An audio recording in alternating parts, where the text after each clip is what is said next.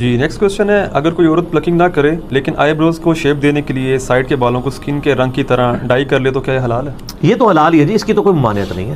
دیکھیں جس چیز کی ممانعت ہے حرام کا فتویٰ اسی پہ لگے گا جس کو شریعت نے حرام قرار دیا۔ وہ صحیح بخاری اور صحیح مسلم کی متفق علیہ حدیث ہے۔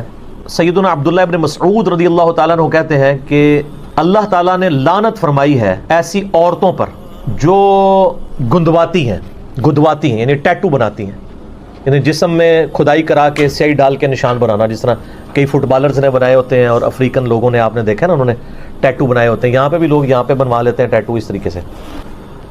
اور دوسری چیز فرمائی، ان عورتوں پہ لعنت ہے جو چہرے کے بال اکھاڑتی ہیں۔ ظاہر ہے اب چہرے میں ایک ہی بال ہیں جو عورت اکھاڑے گی تو لعنت ہے، اور وہ یہی والے بال ہیں، کیونکہ یہ بال اور یہ بال تو اس کے اگتے نہیں ہیں، اور اگر یہ بال اگ آئیں تو اس میں عورت پہ واجب ہے کہ یہ بال اکھاڑے گی۔ اس پہ پھر دوسری حدیث اپلائی ہو جائے گی، بخاری و مسلم میں حدیث ہے، ان عورتوں پہ لعنت جو مردوں کی مشابہت کرتی ہیں، اور ان مردوں پہ لعنت جو عورتوں کی مشابہت کرتے ہیں۔ تو چونکہ عورت کی اب داڑھی نہیں ہوتی، تو اگر اس کی داڑھی نکل آئے تو اب اس کے لیے ضروری ہے کہ اس کو اکھاڑے، یا اس کے لیے ایسی کریم استعمال کرے کہ وہ بال جھڑ جائیں تاکہ اس کی مردوں سے مشابہت نہ ہو۔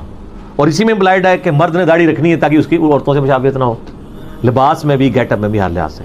تو دوسری وہ عورت جو چہرے کے بال اکھاڑتی ہے، تیسری وہ عورت جو دانتوں میں گیپ بنواتی ہے خوبصورت دکھنے کے لیے، یعنی نبی اسلام کے ہمارے زمانے میں یہ سارے معاملات چلتے تھے۔ یہ حدیث عبداللہ ابن مسعود نے بیان کی، بخاری مسلم دونوں میں آتا ہے۔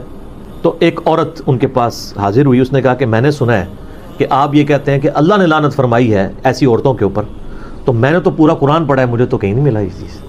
ہائے ہائے ہائے سر، وہ پاکستانی عورت نہیں سی نا عاشق رسول، اس نے واقعی قرآن پڑھا تھا، اس کا بہت بڑا کلیم تھا، بتا رہا ہوں۔ اور اس عورت نے آگے صحابی کو کہا کہ جی میں نے قرآن پورا پڑھا، اس میں تو کہیں نہیں لکھا ہوا۔ تو انہوں نے فرمایا تم نے قرآن غور سے نہیں پڑھا، قرآن میں کیا تم نے یہ آیت نہیں پڑھی، وما آتاکم الرسول فخذوہ،